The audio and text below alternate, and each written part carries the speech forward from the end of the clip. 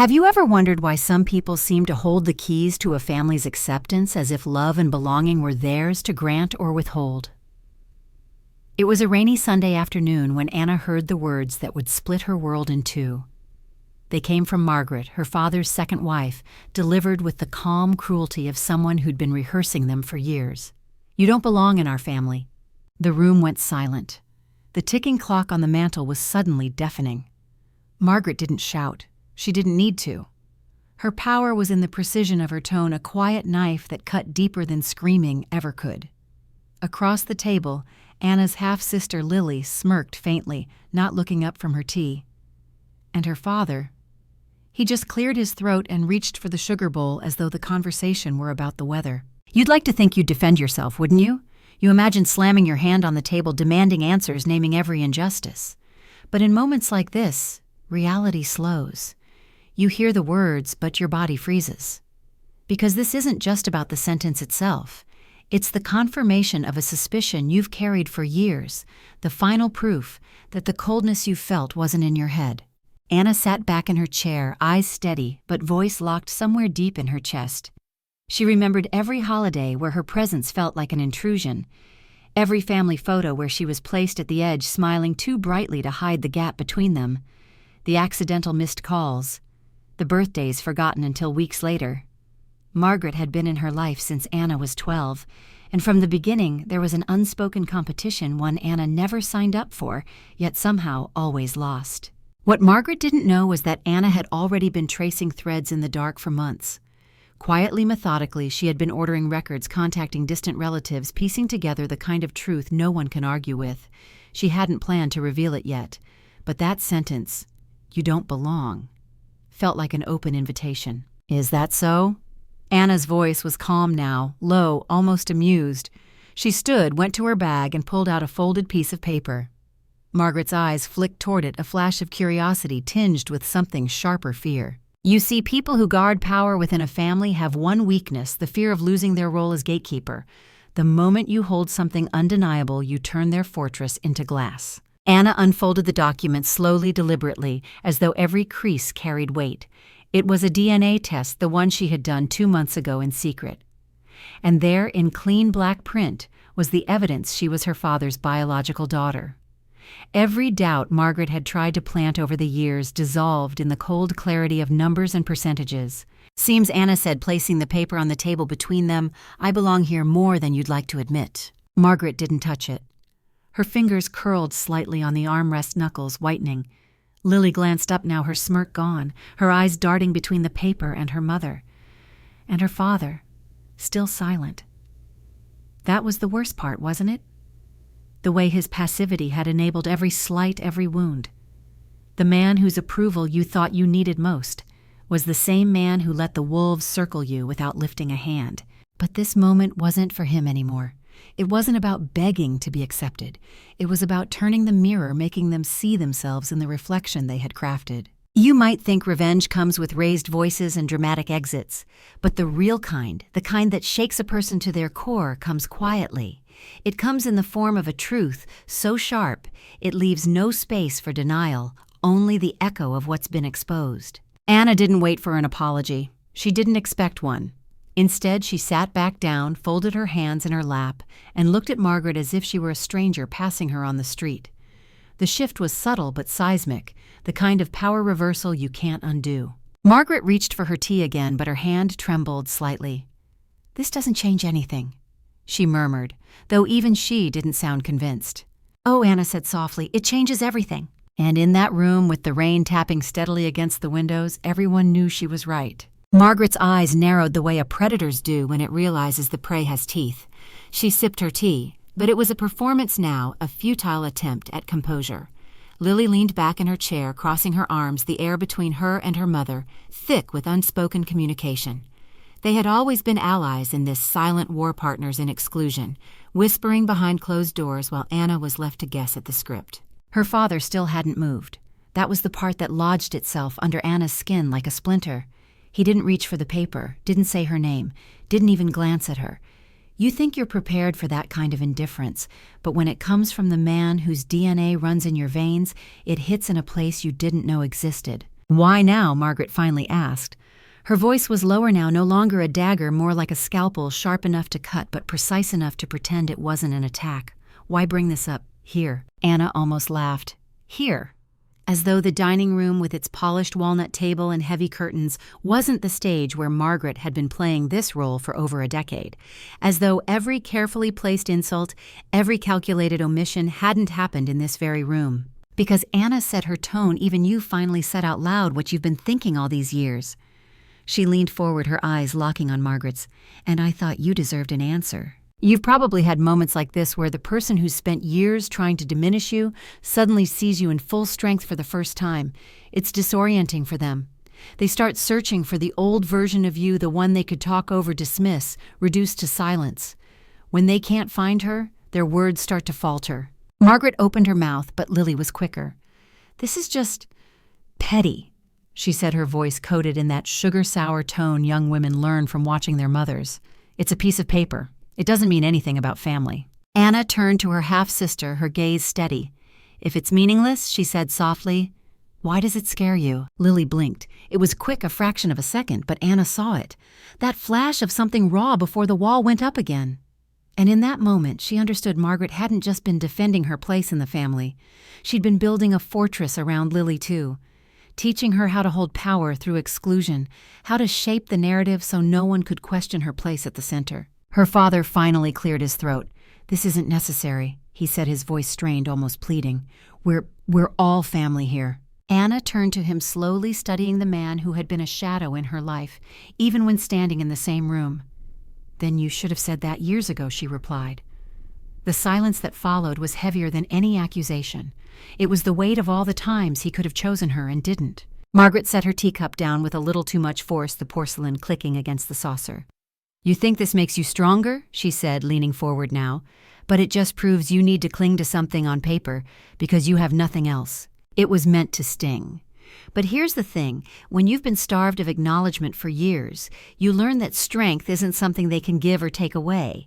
It's something you build quietly, brick by brick, while they're busy underestimating you. Anna smiled then. It wasn't the brittle smile she'd worn in family photos, the one that begged for approval. This one was different, slow, certain, almost dangerous. "No, Margaret," she said. "This isn't about clinging. It's about not letting you rewrite who I am. You might think this is the moment when tempers would flare, when someone would storm out, when chairs would scrape against the floor. But instead, the tension in the room settled into something colder, more deliberate. Because sometimes the deadliest battles aren't fought in shouts. They're fought in silence, in the space where everyone is forced to sit with the truth." Outside, the rain had stopped. The light through the window had shifted softer now, but it only made the room feel more exposed. Margaret looked away first, then Lily, and her father. He just stared at the paper as if reading it might burn him. Anna folded it back up, slid it into her bag, and stood. "Dinner was nice," she said, her voice carrying just enough edge to make it clear she meant the opposite. And then she walked toward the door, each step steady, unhurried. Because leaving like that, calm, certain, untouched, was its own kind of victory. Behind her, no one called her name. The hallway smelled like lemon polish and old money, and still Anna's palms were cold as she slid her arms into her coat.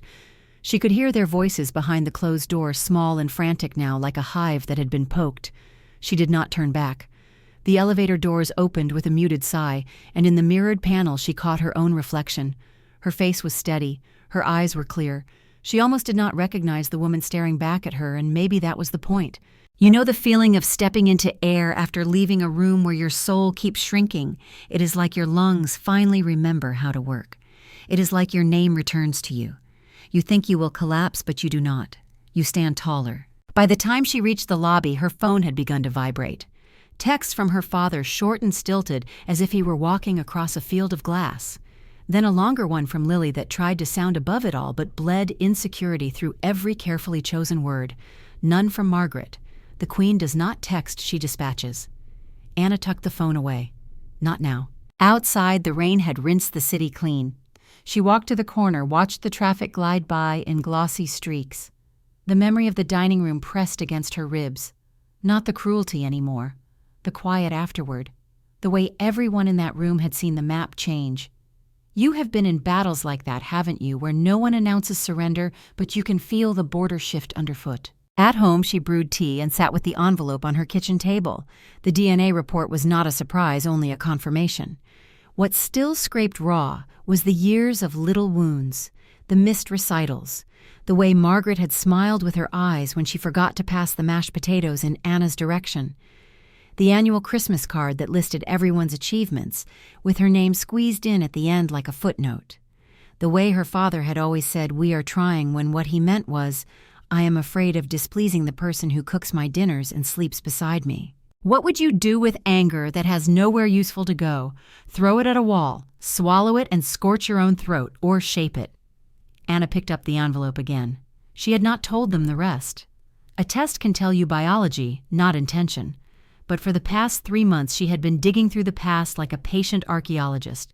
County records, old photographs, a shoebox in her late mother's storage unit tied with twine. Her mother had been the quiet mother, the woman who never raised her voice, who believed goodness could steady a storm. She had left letters not to accuse, but to make sure Anna would not question the love she had received. In one written in steady loops, she described the night she told Anna's father she was pregnant. He had cried. He had promised. He had chosen at least once. Somewhere between then and now, he had forgotten that his choices were still visible like fingerprints on glass. The phone rang, not text this time, a call, her father. She let it ring, then she answered. "Hi." Silence, then "We should talk." "We did," she said, not unkindly. "Not like that." His voice was fraying. Margaret was upset. "You know how she gets. I cannot control it." There it was. The old script, the helpless man, the shadow wife who pulls the strings while pretending to be made of silk. You know this dance. You have been asked to forgive because someone else needed peace. "I am not asking you to control her," Anna said. "I am asking you to stand in your own life." A breath, a static-laced pause. "Come on Tuesday," he said. "Dinner, just us." She agreed not because she expected anything holy, but because endings deserve clarity. After she hung up, a new message arrived from an unknown number. Short, brutal, "Do not bring that paper into my home again. It did not sign a name. It did not need to." On Tuesday she arrived early. His study smelled of tobacco and old leather. He hovered behind the desk like a man who had borrowed someone else's posture.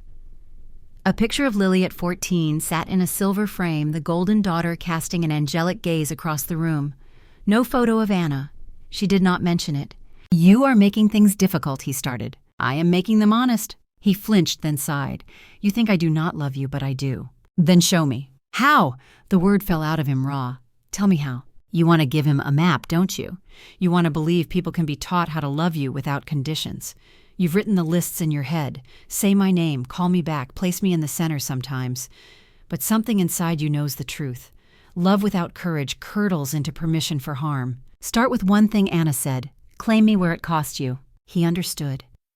She saw it in the way his gaze darted toward the door, as if expecting Margaret to appear. The study's walls seemed to tilt around him, history pressing hard. He opened a drawer, closed it, cleared his throat. "There is a trust," he muttered. "Your mother asked for it. It was never finalized." She did not blink. "Because someone convinced you to delay." He winced. "It is complicated." "No," she said gently. "It is simple. You can sign the papers, or you can continue pretending your hands are tied." He stared at his knuckles as if they might answer for him. "Margaret will be furious." "She already is." He laughed, then a small broken sound. "You have her strength." "I have my mother's patience," Anna said, "and my own spine." The door opened. Margaret did not step in. She stood in the threshold like a portrait that had come to life. "This conversation is inappropriate," she said, voice cool as marble. "We do not discuss legal matters in private." "Then bring a lawyer," Anna replied, still seated. "Bring two." You felt it, didn't you, the pivot? The moment the quiet daughter stopped asking who she was and started acting like someone who knew.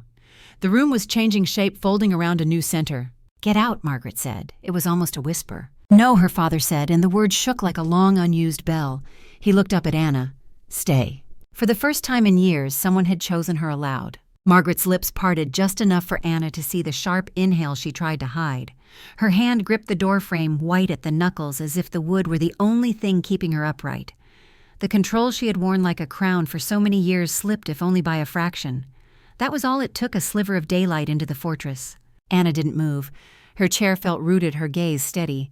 You know the electricity that hums through the air when someone breaks the unwritten rules? This was that. A shift so small it could be denied later, but in the moment every person in the room felt the balance sway. Margaret's voice came out clipped precise, like she was cutting each word from stone.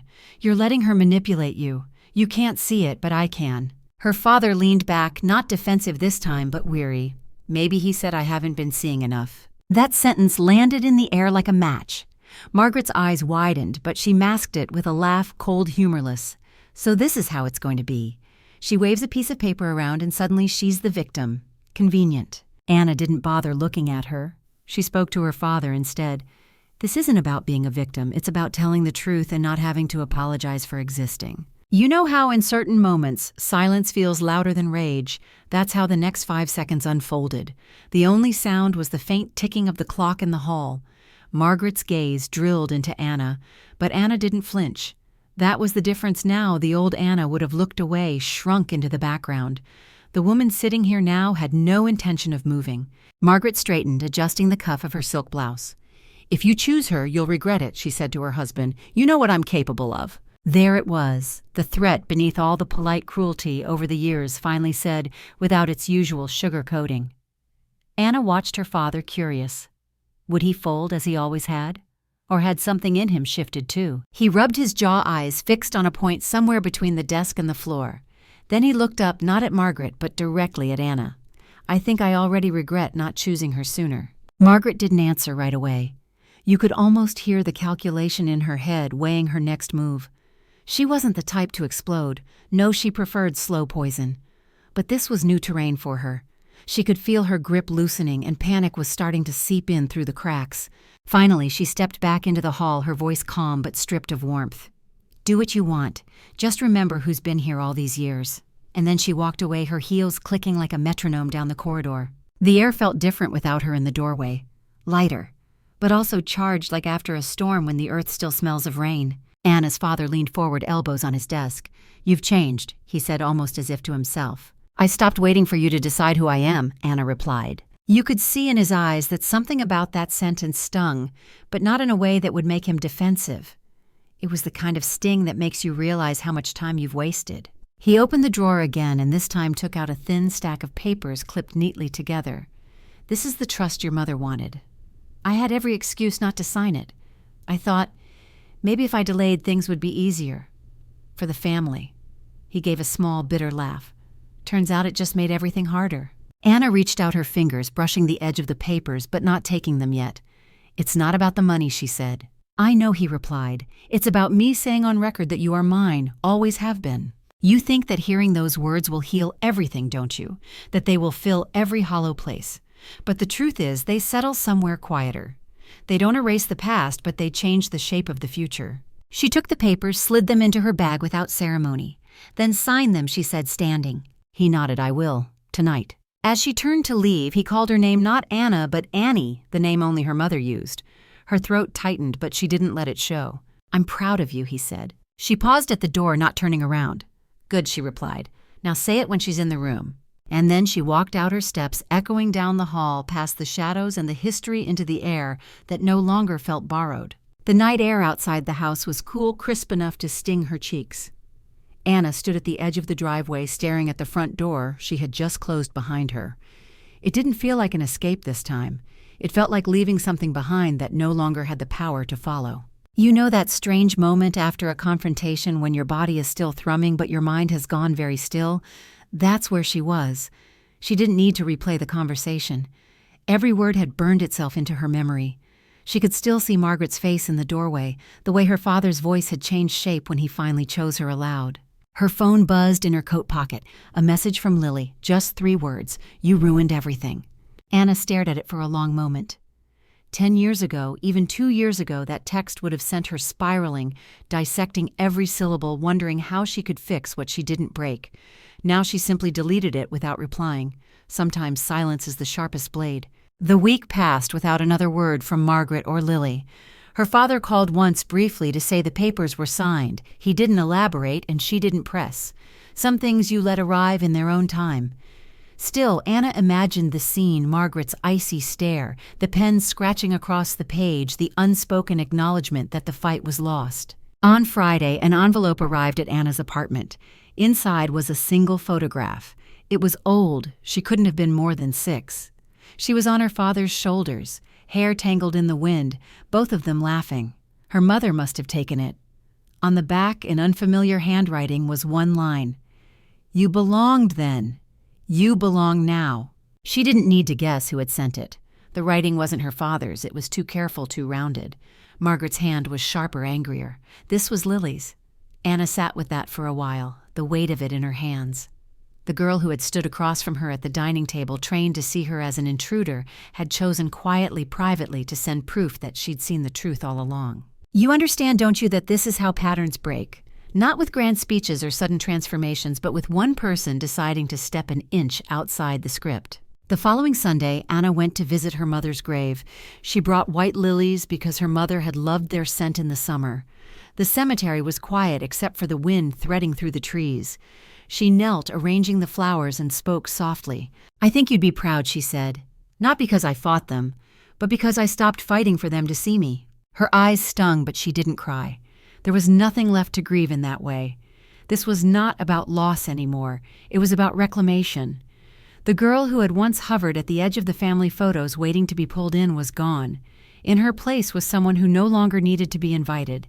You might think the story ends here, with the truth revealed, the power shifted, the papers signed. But the real ending is quieter.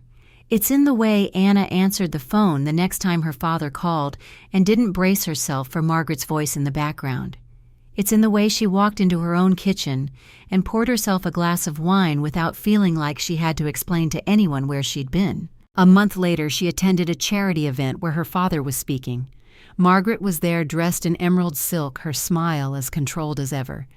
Anna caught her eye across the room. No malice, no pleading, just a mutual recognition that the game had changed. Margaret looked away first. That was enough. Anna stayed only an hour, long enough to let her father introduce her not as "my daughter Anna," but simply "my daughter." The absence of qualifiers was the loudest thing in the room. On her way out, she passed a mirror in the foyer and caught her reflection again. This time she knew the woman staring back. The lines in her face were not from waiting, but from living. Her gaze didn't search for proof anymore. It carried its own. And maybe that's the truest justice. Not the approval you wring from someone's clenched hands, but the day you realize you no longer need to hold your breath in their presence. The woman who knows her worth doesn't beg, she watches. Then she rises.